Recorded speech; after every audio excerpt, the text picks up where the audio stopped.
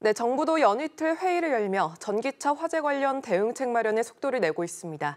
다음 달 초 종합대책이 나올 예정인데 얼마나 실효성 있는 방안이 담길지 관심이 쏠립니다. 이슈 브리핑에서 김민욱 기자와 이야기 나눠보겠습니다. 어서 오세요. 네, 안녕하세요. 네, 인천 전기차 화재 발생 이후 열흘 만이죠. 네. 정부와 관계부처 합동으로 긴급회의가 열렸는데 어떻게 대책의 윤곽이 나오고 있습니까? 네, 먼저 이 전기차 화재의 원인으로 지목되는 배터리 정보 공개가 화두로 떠올랐죠. 네. 지난 13일 정부는 이 국내에서 판매되는 모든 전기차의 배터리 정보를 공개하도록 제조사에 권고하기로 했습니다. 특히 이 배터리 정보를 공개한 자동차 회사에는 추가 보조금을 차 한 대당 30만 원 주는 방안도 검토를 하고 있는데 하지만 이게 권고 수준에 그쳐서 실효성 논란이 커질 것으로 보입니다. 네, 전기차 화재의 주된 원인으로 과충전이 꼽히잖아요. 네. 이걸 막는 방안도 거론되고 있죠. 네, 아무래도 100% 완충된 전기차는 불이 났을 때 파급력이 상당한데요. 네. 이 때문에 이 충전율과 충전 시간을 제한하고 충전기 자체에 과충전을 막는 장치를 설치하자 이런 방안도 고심하고 있습니다. 서울시도 당장에 이 90% 이하 충전 전기차만 이 지하 주차장으로 들어올 수 있게 권고할 예정이라고 하는데 다만 이렇게 충전율을 제한하면 한 번 충전할 때 주행 거리도 그만큼 줄어들기 때문에 전기 차주들의 반발도 예상됩니다. 네.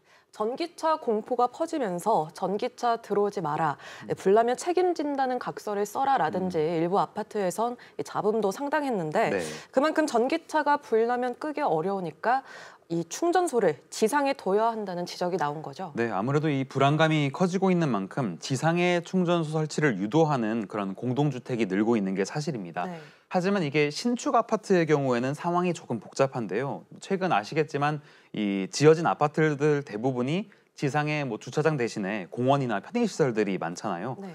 지상으로 차가 그만큼 못 다니게 만들어진 곳이 많기 때문인데 이에 정부가 전기차 설비를 지상에 설치하면 인센티브, 즉 보조금을 주는 방안을 검토하고는 있는데 일각에선 이 전기차 안전 대책을 결국 아파트에 떠넘기는 거 아니냐 이런 비판도 일고 있습니다. 네, 그런가 하면 전기차 차주들은 전기차의 화재 위험이 과장됐다는 주장을 하기도 하던데요. 네, 맞습니다. 결론부터 얘기하면은 뭐 불이 날 확률 자체가 전기차가 높다 이렇게 말하긴 좀 힘듭니다. 네. 이 소방청에 따르면 지난해 전기차 10,000대 중 불이 난 건 1.3건이거든요. 네. 내연기관차 10,000대 중 1.9건에 비해서 낮습니다. 그래서 최근 들어서 이 전기차 화재가 좀 늘긴 했지만 내연기관차보단 불날 확률이 낮다고 볼 수 있는 거죠. 하지만 그렇다고 해도 전기차는 뭐 열폭주 현상이라든지 진화에 많은 시간이 걸린다는 점, 드물게는 폭발까지 하기 때문에 여전히 이 방심할 수는 없는 상황입니다. 네, 마지막으로 물어보겠습니다. 네. 당장 내일 지하 주차장에 주차된 전기차에 불이 난다면 당연히 불을 끄는 게 시급하지 않겠습니까? 네네. 이 대책이 나오고 있습니까? 네, 이 정부가 공동주택 소방시설을 점검할 계획이라고는 밝혔는데 아직 뭐 규모 기준이 정해지진 않았습니다. 다만 이에 앞서서 별도 대책을 내놓은 자치구들이 있는데요. 바로 서울시 자치구 중에서 이 전기차 등록 대수가 가장 많은 강남구와 서초구입니다. 강남구는 공영주차장에 질식 소화포와 열 화상 카메라를 설치했고요.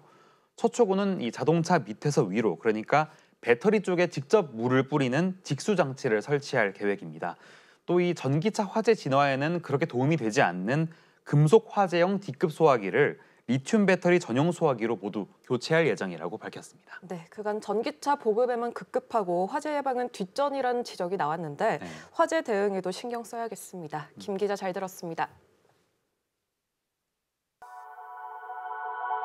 핫 컨텐츠 앤 뉴스 HCN